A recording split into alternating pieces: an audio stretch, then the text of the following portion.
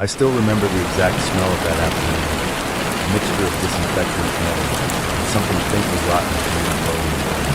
It was supposed to be a routine shift, one of those uneventful days where the fluorescent lights comes louder than the patient. But something felt wrong the moment I stepped through the back entrance of Ward C. It was the kind of wrongness that doesn't announce itself. It just settles quietly beneath your skin, waiting for you to notice. I had never liked Ward C. Nobody did. It was an old wing, barely renovated, with ceilings lower than the rest of the hospital and corridors that seemed too narrow, like they had been built for smaller people from a different time. Most staff avoided it whenever possible. At first, I thought they were just superstitious. Later, I learned better. By 3:40 p.m., the hall was already too crowded. Normally, you'd hear wheel beds rolling, nurses chatting, the radio from the corridor. But that day, the silence felt thick enough to press against my ears. Even my footsteps sounded wrong, muffled somehow, as if the hallway wasn't echoing correctly. I kept telling myself I was being dramatic, tired, and overstretched. But every instinct in me was tightening, pulling me forward and warning me off at the same time. There was only one patient assigned to me in Ward C that day, a middle-aged man recovering from that. He had been stable for days. Nothing about him required the old man, but all the other women did. I walked toward his room, trying to shake off the memories. The lights flickered once above me, and steady. I felt a drop of cold sweat slide down my back, even though the hallway wasn't cold. His door was half open. I pushed gently, expecting to see him resting. Instead, the room was empty. At first, I assumed they had moved him without upgrading the door. It happened sometimes during busy shifts, but I noticed his chart still sitting on the bedside table. His gown, neatly folded earlier that morning, was now lying on the floor. The blankets were pushed down as if someone had climbed out in a hurry. My pulse started to rise, though I tried to force logic through it. Maybe he had walked himself to the restroom. Maybe another doctor had taken him to the test. The restroom was empty. I stepped back into the hallway and listened. I don't know what I expected to hear, footsteps, voices, something, but the entire wing felt abandoned. I walked farther down, planning to check the nurse's station, and I noticed something strange. One of the security cameras above the junction was tilted sharply to the side, pointing uselessly at the floor. Beneath it, faint scuff marks dragged across the tiles like someone had been pushed through. My mouth went dry. The hospital had strict rules about camera movement. They didn't just tilt, and scuff marks like those didn't come from normal movement. Something had happened here recently, and there was no one around to see it. I took another step forward when I heard it. Not a voice, not footsteps, just a thin, scraping sound coming from behind one of the storage doors. It was slow, irregular, like something being dragged across me. I felt my entire body freeze. The sound continued for a few seconds, then stopped abruptly, leaving the room even quieter than before.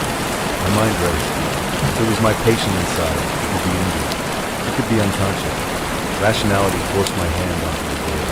But the moment I touched the handle, a jolt of dread shot through me so strong I had to steady myself against the wall.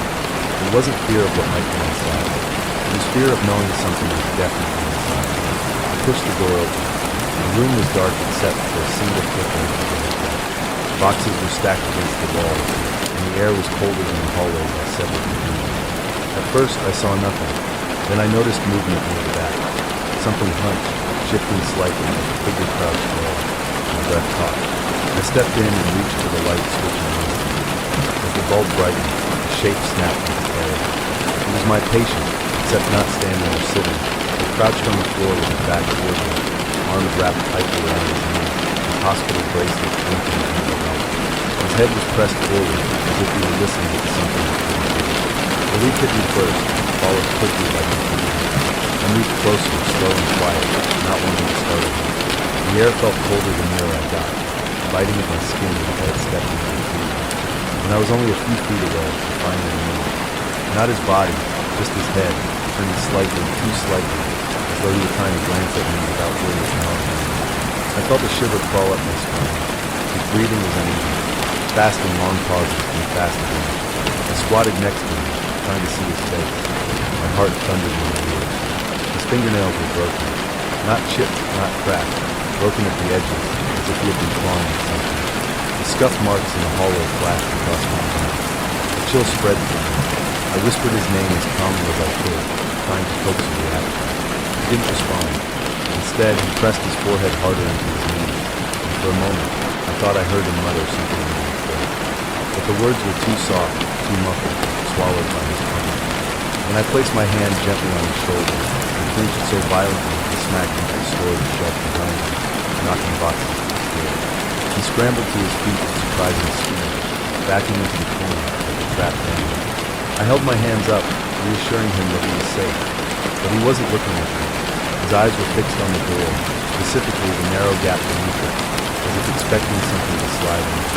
His entire body was shaking now, his breath stumbling in sharp, painful ways. I turned to look, forcing myself to be rational, to ignore the fear building in my chest. Nothing was there. When I turned back to him, something in his expression shifted. Not relief, not recognition, but something closer to resignation. As though he knew something I didn't, and whatever it was, he had accepted it long ago. He suddenly stepped toward me, too close, grabbing my sleeve with trembling fingers. No words came out of his mouth, but the look in his eyes was unmistakable. He wanted me to run. Before I could react, a heavy thud echoed from the hallway.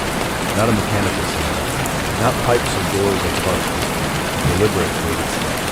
Then another, slow, heavy, growing closer. Every hair on my body stood up. My patient shoved me backward with surprising force, shaking his head desperately. Then he moved toward the far wall, pressing himself against it like someone trying to merge with the plastic in his throat. The temperature dropped so sharply my breath fogged in front of me. The footsteps stopped directly outside the door. Silence.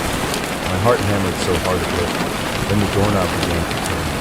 Not fast, not forceful, just a slow, testing twist, like someone curious, someone patient, someone perfectly aware of the inside. I didn't breathe. My patient didn't move. The knob turned again, pausing halfway. Then it stopped. A long moment passed. Too long. Finally, the handle released, clicking back into place. The footsteps resumed, moving away this time. Farther, fading. When the sound completely disappeared, my patient collapsed onto the floor, gasping like he had been holding his breath for minutes. I rushed to him, shaking. The worst night of my life started like every other uneventful overnight shift. The kind where the hallways feel too big, too empty, and too quiet. I remember stepping into the east wing just after midnight, thinking the building smelled different. Normally, hospitals carry a mix of antiseptic, warm air, and a faint echo of rain. But that night, the air felt stale and sour, like something had been left to rot in the room no one wanted to check. I told myself I was imagining it. After all, I had barely slept the day before, and exhaustion was strange things to my senses. But even the lights seemed off. They weren't flickering, not exactly. They were just dimmer than usual, as if the power had been stretched to the bone. My assignment was simple. Monitor for recovering patients and document their vitals every hour. Nothing complicated, nothing dramatic. But the moment I walked to the nurse's station in the east wing, I felt something tighten inside my chest. The station was empty. No voices, no footsteps, not even the usual hum of conversation between my colleagues. I thought maybe everyone was busy with the phone, but when I checked the whiteboard, I saw something that made my stomach twist. The nurses were assigned to the room at night, but every single one of their initials had been crossed out in red ink. No explanation, no replacement name, just thick red lines, as if someone wanted to erase them from the schedule entirely. I tried the intercom to check in. No response. That was when I should have called security, but the East Wing had a reputation. People said it was unlucky. Staff avoided it unless they had no choice. But I was new, eager to prove myself, and stupid enough to think fear was something I could brute force my way through. Room 18 was first. The patient inside was an elderly woman recovering from dehydration and minor kidney issues. Stable, standard monitoring. When I entered, the room felt colder in the hallway. My breath didn't thaw, but the chill sank straight into my bones. She lay in bed, eyes closed, breathing steady. Nothing unusual, except the heart monitor was off. Not malfunctioning, not unplugged, off. I checked the power, fully connected. Checked the battery, normal. Checked the main display, completely dead. The machine had been serviced a week earlier. There was no reason for it to fail. I changed the unit and tried not to think about the silence pressing into the room. When I reached for her chart, I noticed her fingers. They were curled into tight fists, the tendons straining beneath the skin. A sign of tension, not rest. But her breathing remained perfectly calm. almost practiced. Something about the rhythm bothered me. I left the room quickly, telling myself it was nothing. Room 21A was next. The patient there, a man in his 50s, had undergone routine abdominal surgery. He wasn't supposed to be awake, but when I entered, he sat upright, staring at the blank television screen as expected it to show something. His posture was stiff and natural. I tried to greet him softly, but he didn't look at me. Not once. His eyes stayed fixed on the dark screen, wide and ghastly. His breathing came in shallow bursts, like he was trying and failing to calm himself down. His bandages were clean, his foreline intact, but his pulse, when I checked it, thudded so violently in my fingers that I felt it in my wrist. When I tried to record his vitals, something in the room clicked loudly. Not a machine, something inside the wall. A sharp metallic snap, followed by a low groan like a shifting pipe. The man flinched. His shoulders rose sharply, and his eyes darted to the ceiling of the ceiling. I turned to look, expecting a loose tile or flickering light, but there was nothing. When I turned back, he was watching me now. His expression hollow. He mouthed something silently. No sound, no movement of hair. Just a shape of words. I didn't understand. I didn't ask. I backed out of the room and closed the door. Pressure built behind my eyes as I walked the hallway. The kind of pressure you get before a migraine, except this one settled behind my ear. A dull throb. A warning. Room 22C was locked. The patient had been admitted earlier that evening. Minor head injury from his back. He had been disoriented at the stage. When I opened the door, the bed was empty. The curtain hung open. His chart lay on the floor, but the bathroom door was slightly ajar, and a dim sliver of light spilled onto the tile. I stepped inside slowly, calling out softly, just in case he had fallen again. There was no response. The bathroom was empty too, but the mirror caught my attention. It wasn't cracked. It wasn't broken. It was smeared, wide streaks across the glass, as if someone had dragged their palm across it repeatedly. The streaks weren't blood, thank God, but water. Lots of it. Too much for a simple wash. It was as if someone had stood there for a long time, splashing the sink over and over. When I turned to leave, something brushed against my ankle.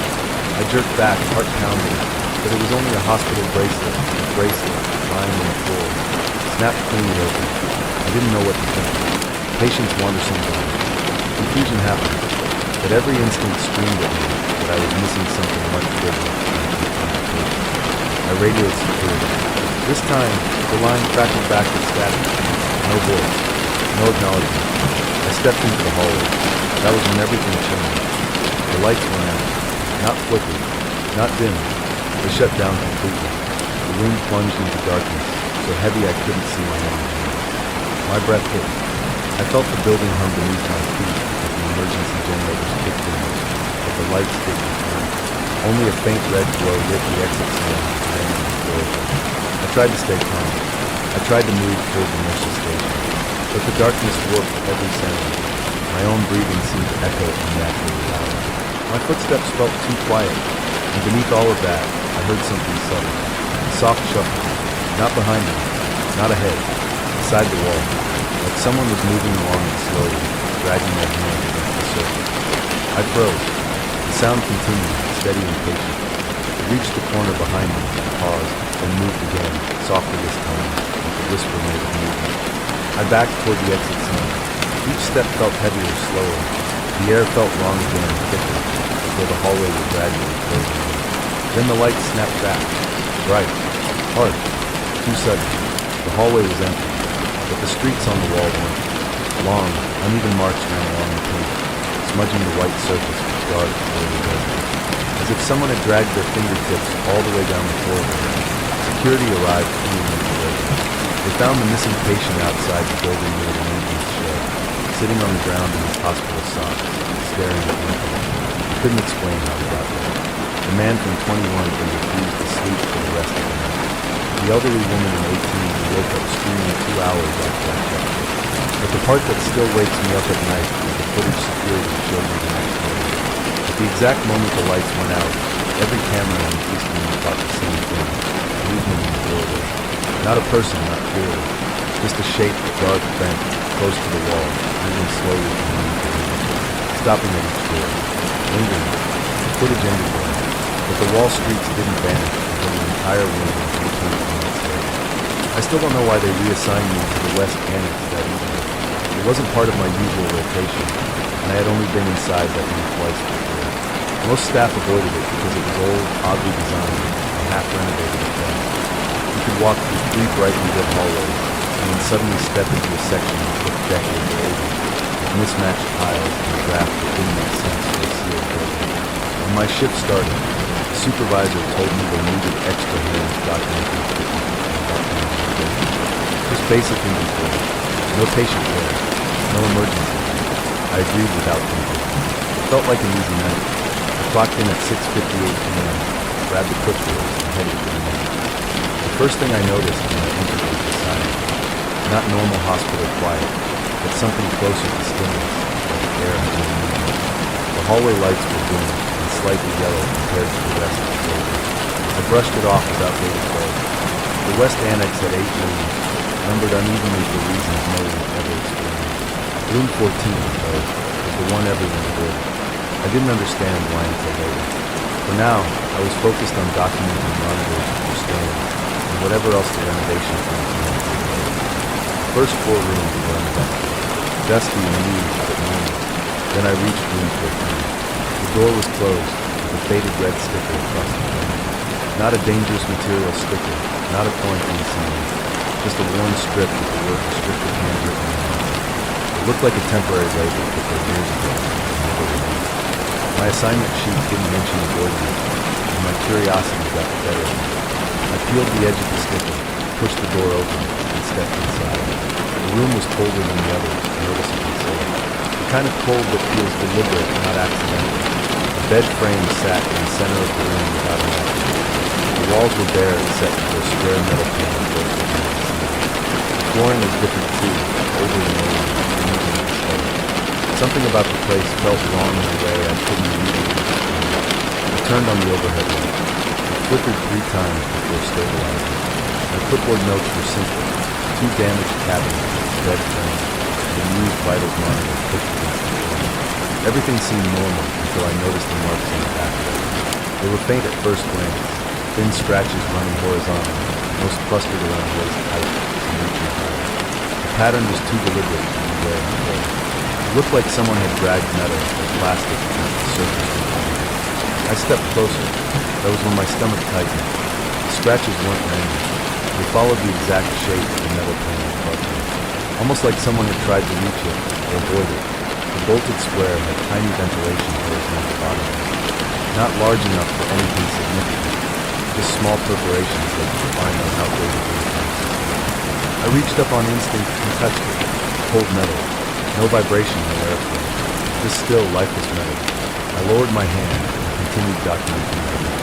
But after a few minutes, I heard it, the faintest tapping. Light. Deliberate. Rhythmic. I froze. The sound wasn't behind me or outside. It was above me. Inside the panel. Tap. Tap. Tap. 3 slow taps, eating the space. My breath caught in my throat. The air felt thicker now, like the temperature had dropped again. I stepped backward without meaning to, never taking my eyes from the metal square. I told myself it was plumbing, old pipes, building settling, anything rational. But pipes don't tap in perfect order, and they don't stop the moment you acknowledge them. The tapping ceased. I waited. 10 seconds. 20. 30. Nothing. Finally, I took a shaky breath and turned to leave, convincing myself the room simply had bad acoustics.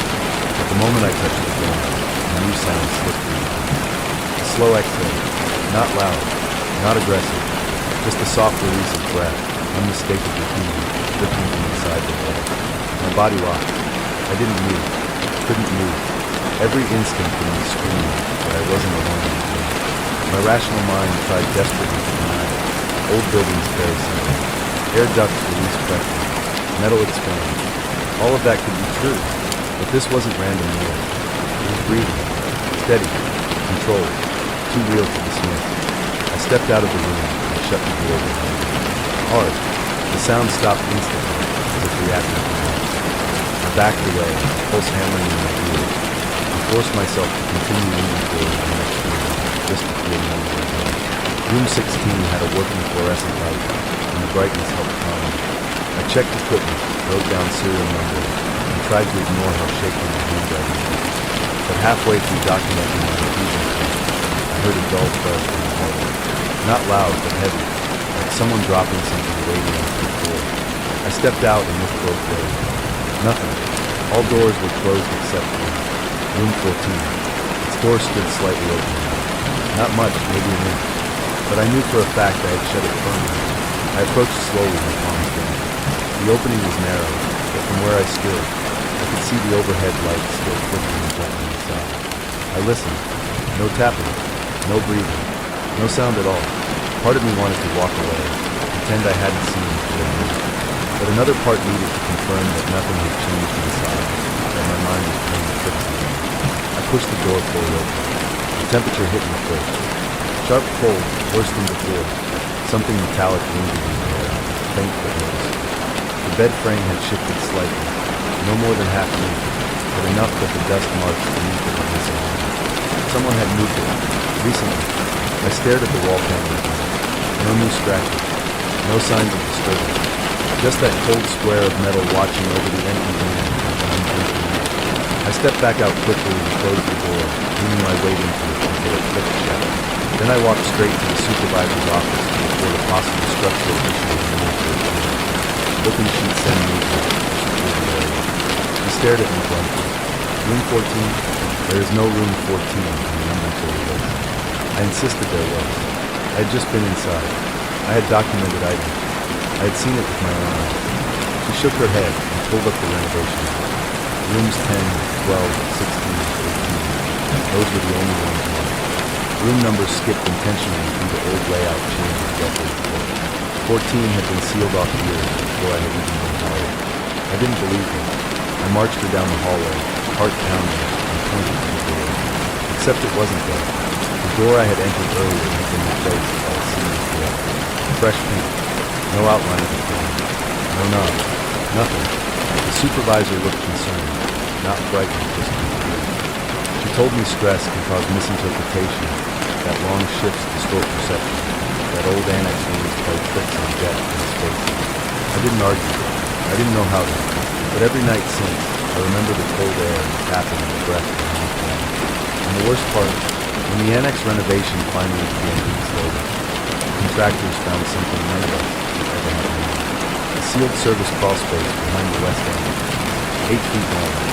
I used to think the quietest part of a hospital was the early morning, and the sky hasn't fully decided if it wants to be dark or light. But the truth is, the quietest moments aren't tied to the time of day. They happen in certain rooms, certain hallways, certain corners no one pays attention to until something goes wrong. The incident that still eats at me happened during the staffing shortage, and our unit was juggling 3 admissions at once and half the monitors to hold the unit for recalibration. I was a second-year nurse then, confident enough to take on more responsibility, naive enough to believe nothing truly dangerous could slip through my notice. I was assigned to room 9C, a patient named Irene, a man in his early 60s recovering from a complicated bowel surgery.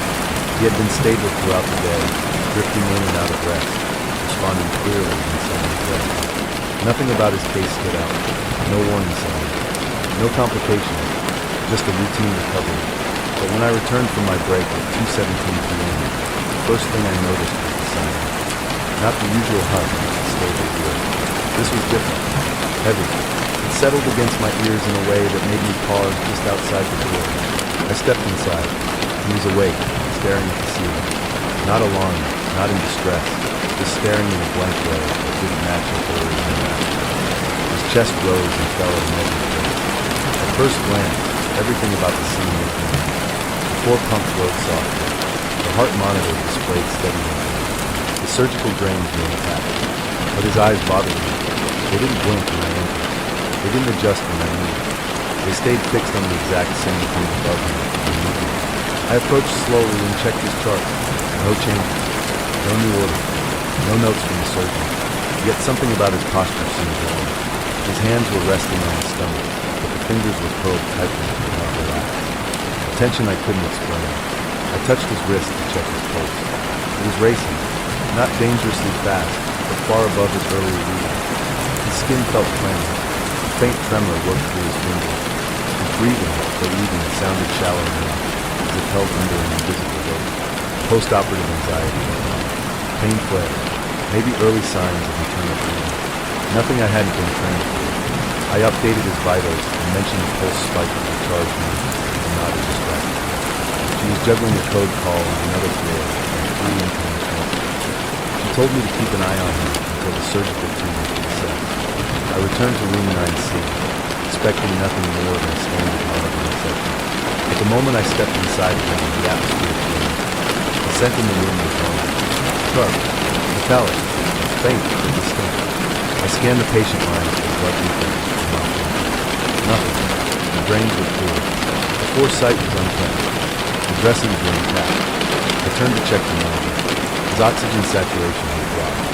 Only slightly, but enough to make my chest tighten. I asked him to breathe deeper, even though he wasn't responding verbally. His chest rose a bit more mechanically, almost like he had to think information. His eyes remained locked on the ceiling. I felt a prickle run up my spine. I examined his abdomen next. Slight distension, warmer than before. Not alarming yet, but concerning enough that I paged the surgeon in the kitchen. No immediate response. I hovered anxiously at the bedside, watching his chest, counting his breath. There was something unsettling about the rhythm. Not the pattern itself, but the way each breath seemed separated from the one before, like he was pausing too long in between, hesitating at the edge of something I couldn't explain. I stepped toward the door to find someone else from the surgical team. The hallway was chaotic, stretchers moving past, the family trying their food, phones ringing, an alarm from the next unit blaring without pause. Everyone was running. No one was available. I returned to him. The oxygen had dropped slowly. Still not critical, but trending downward too quickly. I adjusted the nasal cleaner, checked the treatment, inspected the flow meter. Everything was functioning. Everything was technically fine, but he wasn't. A faint wheeze escaped his throat. Not loud, not raspy, just a quiet, strained sound that barely lifted above the hum of the heartbeat. I leaned closer, trying to coax a response. His eyes finally blinked. Slow, delayed, heavy, and then focused again, drifting back to that same exact spot above him, as if something had demanded his attention. His hand shifted, just enough for his fingers to graze the edge of the flame. They trembled, searching, dripping weakly. The surge of dread hit me. Instinct took over. I paged the surgeon again twice, marking it as urgent. Then I informed the charge nurse that we needed assistance immediately. She arrived 2 minutes later, her expression tight with exhaustion. She took one look at the monitor and cursed under her breath. She checked his abdomen, pressed lightly, and pressed again with no question. Her jaw clenched. Possible internal hemorrhage. We needed imaging. Labs. Surgical reassessment. Intervention. Fast. She ordered me to start prepping. But before I could gather the supplies, the sound in the room changed. A soft gurgle rose in his throat. His chest stuttered mid-breath. His fingers twitched violently for a moment, and then still. Alarm bells erupted from the room. His oxygen plunged. Heart rate spiked and plunged. Everything devolved into motion. The charge nurse called a rapid response. I grabbed the crash cart. The hallway exploded with voices and footsteps and chaos all in toward the scream-filling body. But the part that still sits with me, the part one can't forget, is the way his eyes moved at the very end. For the first time since the beginning of the shift, they left the scene. They locked onto mine. Not pleading, not panicked, just knowing. As if he had been waiting the entire time for someone to notice something we were already too late to fix. The surgeons arrived, but he coded before they could move him. They tried everything. Compression, medication, airway support, fluid, blood products. His heart responded faintly, then faded again. Then stopped. We're good. We stood in thick silence afterward, surrounded by equipment, discarded packaging, and the sharp smell of antiseptic. The surgeon quietly examined his abdomen, his expression shifting from frustration to something better. The internal bleeding hadn't started meaningfully. It had been building for hours. Slow, silent, hidden. By the time his symptoms surfaced, he was already irreversible. If he had spoken up sooner, or if he had noted subtle signs earlier, or if the surgical team hadn't been stretched thin with emergency, maybe it would have changed something. Maybe not. But the worst part came later that night, and I was asked to help clean the room for the next patient. The bed was stripped, the monitors missing, The air faintly cold from the vent remains. As I wiped the bedside rails, I noticed something on the underside of the mattress frame. Faint marks. For thin impressions, space like fingertips pressing downward again and again in the same spot. I checked the old chart notes later out of curiosity. He had complained of abdominal pressure earlier that morning. He told the morning nurse he felt something shifting inside him. I still remember the exact smell of the corridor that night. It was the kind of chemical coldness that never really leaves your clothes, no matter how long you wash them. I had finished my shift an hour earlier, but I stayed behind to finish some paperwork because the ward supervisor, as usual, had dumped an entire stack on me at the last minute. I should have been annoyed, but at that moment I was too tired to care. I just wanted to get everything over with and head home before the rain made the roads worse. The hospital was unusually quiet for a Thursday. Even the emergency room, normally buzzing like a hornet nest, felt muted. The overhead lights flickered lazily as if they, too, were exhausted and trying to stay awake. I remember thinking how comforting the emptiness was.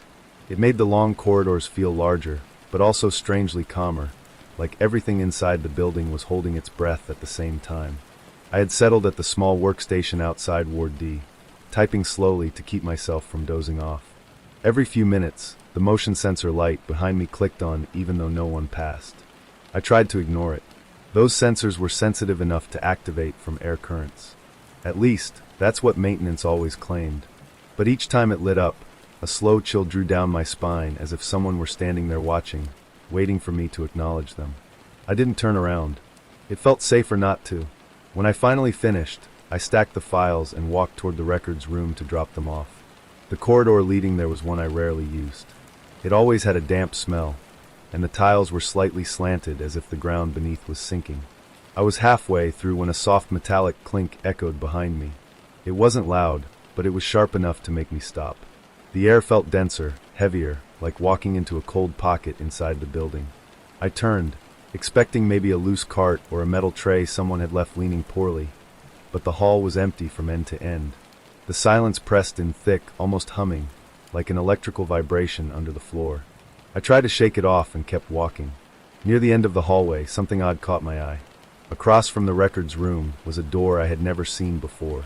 The hospital layout was burned into my memory through countless shifts, and I knew every room, every storage unit, every emergency exit. But this door was unfamiliar. The number on the frosted glass read 313B, printed in the same font as every room on the floor. That should have reassured me, but instead, it made my stomach knot. If it was an official room, why hadn't I ever noticed it? The door was slightly ajar. A thin sliver of darkness seeped through the opening, deeper than the hallway around it, like a space that hadn't been lit in a very long time. I should have ignored it and kept walking, but something about the way the air moved near the doorway made me pause. A soft current rolled out of it, not cold, but stale and heavy, like breathing in a room that had been sealed off for years. I pushed the door open wider with the back of my hand. The hinges gave a dragging sound, not loud, but strained, as though the door resisted being opened. Inside, everything was dark except for a faint glow of the hallway light spilling across the floor. The room was small, bare, empty except for a single hospital bed pushed against the wall. The sheets were neatly tucked, but old, yellowed around the edges as if they had not been changed for months. A metal tray table stood beside it with a dried ring of something brownish, like a long evaporated spill. The air smelled faintly of disinfectant mixed with something older, something earthy and unpleasant. I took a step inside. The floor felt wrong, slightly softer, almost padded beneath the tile, as if something had been installed underneath and forgotten. A faint hum vibrated under my shoes, steady and unbroken. Just as I leaned closer to the bed, a sound rose from the far corner of the room. Not a voice, not breathing, scraping, slow, rhythmic, a dragging pattern against the wall, then silence, then another drag, longer, heavier, like someone was testing how far they could move without being heard. Every muscle in my body locked. I knew the hospital had no animals, no storage units here, no reason for anything to be inside this forgotten room. I wanted to run, but curiosity, stupid, exhausted curiosity, pulled me toward the sound. I reached the corner slowly, and as soon as I leaned in, the scraping stopped completely. The wall there had faint indentations, shallow arcs carved into the plaster. They looked like marks someone had made with their nails, but not fresh. These were old, worn, smooth at the edges. as if many hands had dragged across that same spot over and over again. I backed away instantly, adrenaline flooding my chest so fast it felt like my ribs were vibrating. Something primal inside me screamed to get out of that room. I didn't turn off the light or close the door. I just walked as quickly as I could back to the hallway before I broke into a run. When I reached the nurse's station, I asked the night operator if room 313B was being used. She stared at me like I had spoken nonsense. There was no room 313B, she told me. The floor numbers skipped from 313 to 314. It had always been that way. I insisted she check the system. She humored me. She even searched the archived floor plans. Nothing. The room literally did not exist. I told myself maybe I had been awake too long. Maybe I misread the number. Maybe it was a maintenance room that had been repurposed temporarily. That explanation calmed me just enough to drive home without shaking. 2 days later, after obsessing over it in silence, I walked back to the corridor. Not because I wanted to see the room again, but because part of me needed to prove I was wrong, that I imagined it all. The door was gone. Not closed. Not locked. Gone. The wall was solid, the paneling continuous, no seams, no marks, no outline of a frame. I stood there for so long that another nurse passed by and asked if something was wrong. I told her no, but something inside me shifted that day. Something deep, like a piece of my understanding of the world tilted slightly off balance. I still work at the hospital, though I avoid that end of the hallway completely. I pretend everything is normal, that I imagined it all. But sometimes, when the building is quiet and the night stretches long and thin, I feel that same stale air pass behind me. And twice now, on my way home, I've heard that same scraping sound from somewhere down the hall. The part that keeps me awake is not the room itself. It's the marks on the wall. Because I know, with a kind of certainty that terrifies me, that they weren't shaped by panic or fear. They were shaped slowly, patiently, like whoever, or whatever, made them had nothing but time, waiting for someone to notice. And I did. Now I can't shake the feeling that whatever was in that room is still somewhere near me, following along the walls, carving its path closer, drag by drag, scrape by scrape, learning exactly how far it can move without being heard. The night it happened didn't feel unusual. If anything, it felt too normal. The kind of routine shift where every heartbeat blends into the next, and the hospital becomes a long corridor of repeating sounds. The beeping monitors, the rolling carts, the distant hum of ventilation, it all formed a predictable rhythm. I was halfway through my rounds in Ward F, a wing usually reserved for stable recovery patients. Nothing dramatic ever happened there. That's probably why I let my guard down. I had taken over the shift from a nurse named Rena, who left early because her child had a fever. She handed me the logbook with a tired smile and told me everything was calm. 8 patients, all accounted for, no special instructions except routine vitals for the man in room 208. I remember thinking that the night might actually be manageable, but it took less than 20 minutes for things to feel wrong. The moment I stepped into the hallway leading to the patient rooms, a faint metallic tapping drifted toward me. Soft, irregular, coming from no obvious direction. It sounded like someone gently knocking a spoon against a rail. The kind of sound you'd ignore during a busy day, but at night it becomes sharper, more intrusive. I paused, listening. The tapping stopped. I shook it off and started charting vitals. Everything seemed fine until I reached room 205. The door was closed. The lights were off. According to the logbook, the room was empty. The last patient there had been discharged that afternoon. But as I passed, a thin sliver of light shone under the door. Not bright, more like the low flicker of a phone screen or a machine not fully shut down. I hesitated. Hospitals never fully let you forget your own instincts. Something about the room drew a quiet warning through my chest, like a tug just beneath the ribs. I pressed my palm against the door, expecting the cool feel of untouched metal. It was warm in a way that made my breath shorten. Rooms only felt like that when someone had been inside for a long time. I pushed the door slowly, letting it open just enough to see inside. At first glance, the room looked normal. Bed-centered, crisp sheets, empty tray table, curtains drawn. But there was someone lying on the bed. A man. He was on his side, facing the wall, the blanket pulled up to his shoulders. His breathing was slow, steady, almost too steady, like he was controlling each rise and fall with deliberate precision. His shoes were neatly placed beside the bed, laces tucked in. On the bedside table sat a folded patient gown, and beneath it a wrist tag. No name, no date, just the hospital logo. A knot formed in my throat. The room was empty on the system. No one was supposed to be here. No nurse had reported placing a patient in 205. And no doctor would admit someone without updating the chart. I stood in the doorway for a full minute, forcing myself to breathe evenly. Eventually, I stepped inside, calling out gently, even though I had been specifically instructed not to use dialogue tags. I kept my voice low, my tone neutral, trying not to startle him. He didn't react. Not a flinch, not a shift. His breathing stayed perfectly even. I moved closer until I could see the back of his neck above the blanket. His skin was pale, too pale for someone who had walked in recently. I reached toward the bedside monitor out of habit, even though it wasn't connected. And that was when I saw something that made my stomach drop. There was no indentation on the pillow. None. The blanket rose and fell, but the pillow remained untouched, perfectly smooth, as if nothing was pressing against it at all. I took a step back. My legs felt unstable, like gravity had loosened its grip. I told myself I was imagining it. Maybe the pillow was firmer than usual. Maybe the angle was off. Maybe fatigue was catching up to me. But the steady breathing didn't match the stillness of the mattress.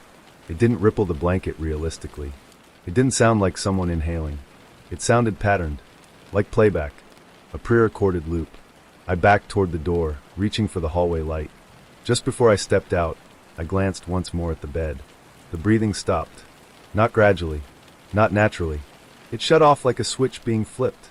The room dropped into a silence, so thick my heartbeat felt loud. I froze. The figure didn't move, but the air around him did. A faint shift, like heat rising off pavement, wavered above the blanket for a split second before vanishing. I didn't wait for anything else. I slipped out of the room and closed the door slowly, careful not to make noise. I walked straight to the nurse's station and checked the digital roster. Room 205 was listed as vacant.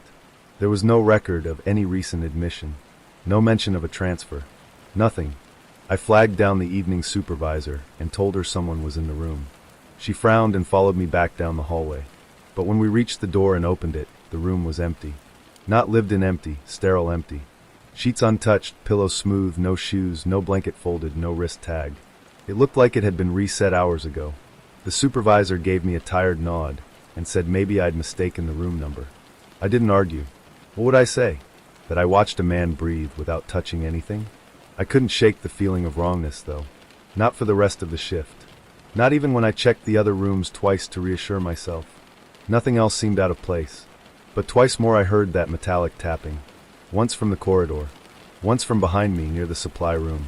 By morning, exhaustion numbed most of the fear. I convinced myself to let it go. Hospitals have illusions. Shadows in the corners, reflections in polished floors, shifts in airflow from vents you forget exist. But the truth surfaced 3 days later. A doctor from administration approached me privately after noticing a discrepancy in the ward logs. A bed check on the night of my shift showed 9 occupants instead of 8. No name assigned. Just a line on the automated count that didn't match any patient. And the unassigned ID appeared only once. During the exact hour, I saw the man in 205. Then it vanished. I didn't tell him what I saw. I didn't want to be written up or questioned further. But that night, when I returned home and finally let myself breathe, something clicked in my mind that chilled me deeper than anything else. The shoes. They were placed neatly beside the bed. But the laces weren't loosened like someone had removed them. They were tucked inward, as if someone else had arranged them, as if whoever was in that bed wasn't the one who put them there. And now sometimes, when I walk past an unassigned room or hear that faint metallic tapping, I get the sickening feeling that the man wasn't a patient at all. He was waiting. For who, I still don't know. But I'm afraid the next time I see a room marked vacant, someone else might be inside, lying just out of sight, breathing in that unnatural rhythm, waiting for the right moment to sit up. There are nights I wish I could erase from memory, but this one comes back with the clarity of daylight. It was supposed to be my final shift before a week-long break. I had been counting the days, imagining quiet mornings and late breakfasts, anything that didn't involve the cold sting of hospital corridors. But fate has a strange sense of timing. The night before you're meant to rest is always the night something refuses to let you sleep again. My shift began like any other, with the stale smell of disinfectant and the flicker of the overhead lights that never stayed at full brightness for more than a minute. The building felt heavier than usual, like the walls themselves were tired. It was a slow night, Only a handful of patients in my wing, most of them stable. The senior nurse joked that the hospital gods were being merciful because I was almost off duty. I laughed, though something beneath the humor felt off, like the air was hiding something it didn't want to reveal. It started with a call light. Room 412. I remember blinking in confusion because 412 was empty.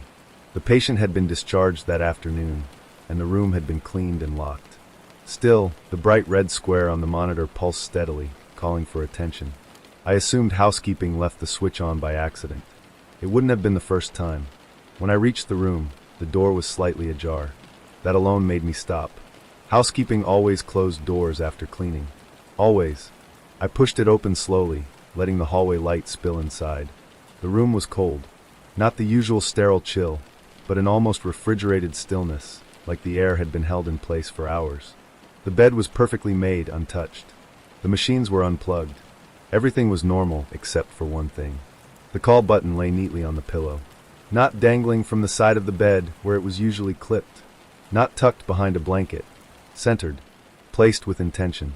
The cord stretched perfectly straight toward the wall, no tangles, no sign of being pulled. I stepped forward and picked it up, telling myself it had fallen and landed there. But the pillow had no crease. No indentation. Nothing to show that something had disturbed it earlier. I placed the call button back where it belonged, reset the alert on the hallway console, and left the room quickly. 5 minutes later, the call light turned on again. Room 412.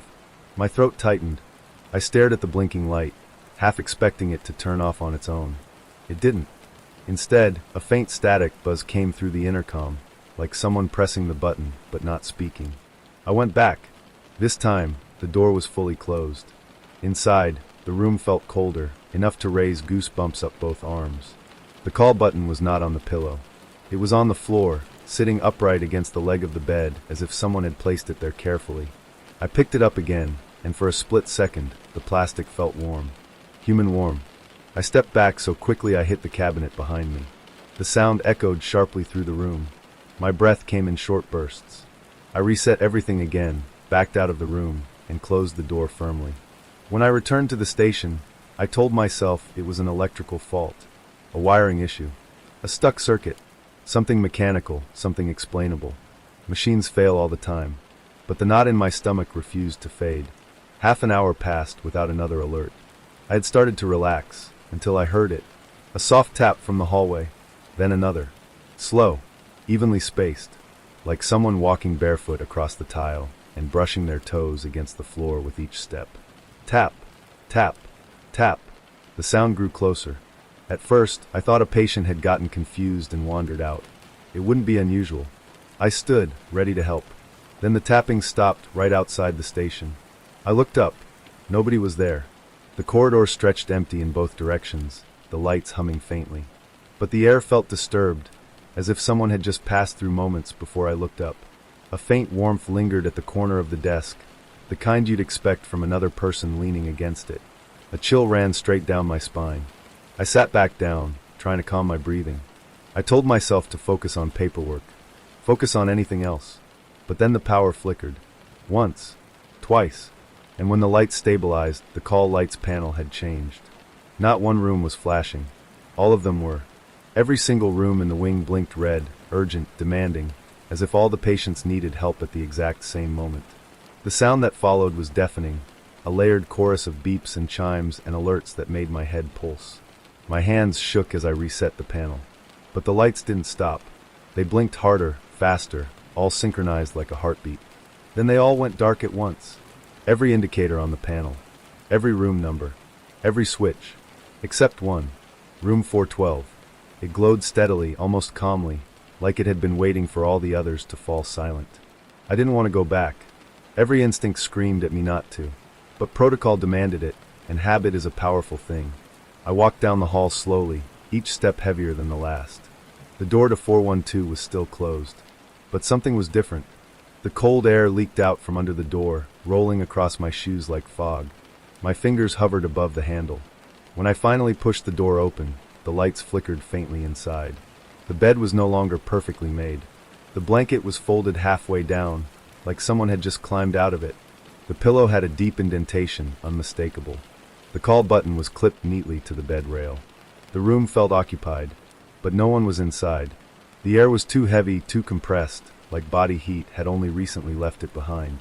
I backed out slowly, not taking my eyes off the bed. I closed the door. I pressed my hand against it. It was warm. Warmer than any human hand should have made it in such a short time. I didn't file a report. I didn't mention it in the logbook. I didn't even tell the next shift. I simply finished the rest of the night in quiet terror, avoiding that entire hallway, waiting for the clock to strike the end of my shift. But the worst part wasn't the room. The worst part happened as I left the hospital. The automatic doors opened, letting in a rush of night air, and for a moment, I felt relief. Then, just as I stepped outside, my pocket buzzed. A call. Unknown number. I answered instinctively. On the other end, nothing. Just that same faint static I heard from room 412. Then a single sound came through the speaker. A soft, careful tap, like toes brushing tile. Tap, tap, tap. I hung up immediately. I didn't sleep that night, or the night after. Even now, months later, I still wake up sometimes with the eerie sense that someone is standing at the foot of my bed, waiting with patient stillness. Not moving, not breathing, just there. And every so often, my phone lights up with a missed call from that same unknown number. I haven't answered again. I'm terrified that one day, if I do, the static might fade, and someone might finally speak.